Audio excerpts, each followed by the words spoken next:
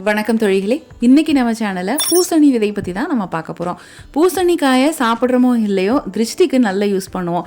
அதை சாப்பிட்றதுன்னு பார்த்தா ரொம்ப ரொம்ப கம்மி. ஆனால் பூசணிக்காயில் நிறைய சத்துக்கள் இருக்குது அப்படிங்கிறது பலருக்கு தெரியாத விஷயம். குறிப்பாக இதோட சீட்ஸில் நிறைய மருத்துவ குணம் இருக்குது. ஆனால் பூசணிக்காயை பயன்படுத்துகிற சில பேர் பூசணிக்காயை மட்டும் யூஸ் பண்ணிவிட்டு அதோட விதையை தனியாக வழிச்செடுத்து தூர போட்டுருவாங்க. நம்ம நாட்டை பொறுத்த வரைக்கும் மருந்து தயாரிப்பில் பூசணி விதை அதிகமாக உபயோகப்படுத்தப்படுது அப்படிங்கிறது பலருக்கு தெரியாத விஷயம். இதை எப்படி சாப்பிடணும் அப்படின்னு பார்த்தீங்கன்னா, ஒரு சின்ன டீஸ்பூன் நெய் ஊற்றிட்டு அதில் கொஞ்சமாக பூசணி விதையை போட்டு நல்ல மீடியம் ஃப்ளேமில் ஃப்ரை பண்ணிக்கோங்க. ஒரு 5 நிமிஷத்துக்கு ஃப்ரை பண்ணால் போதும், ரொம்ப ஃப்ரை பண்ண வேண்டாம். இதில் ஒமேகா 3, நார்ச்சத்து, புரதம், இரும்பு சத்து, vitamin E, manganese, phosphorus, magnesium, தாமிரம், துத்தநாகம்னு ஏகப்பட்ட சத்துக்கள் அடங்கியிருக்கு. இதில் உள்ள மெக்னீஷிய சத்துக்கள் உடம்புல உள்ள இரத்த அழுத்தம் மற்றும் உடல் எடையை குறைக்கிறதுல ரொம்பவே ஹெல்ப் பண்ணுது. இதய ஆரோக்கியத்தை மேம்படுத்துது.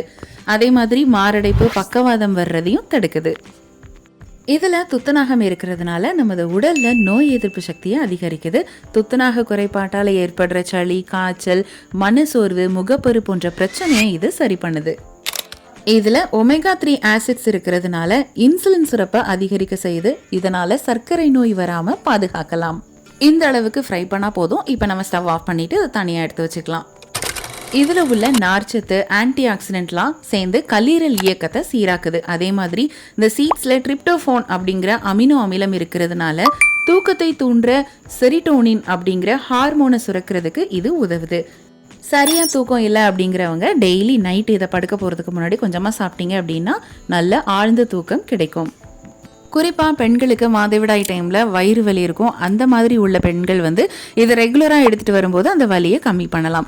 அதே மாதிரி ஆண்களுக்கு விந்தணுக்களின் திறனை அதிகரிக்கிறதுக்கு இது ஹெல்ப் பண்ணுது.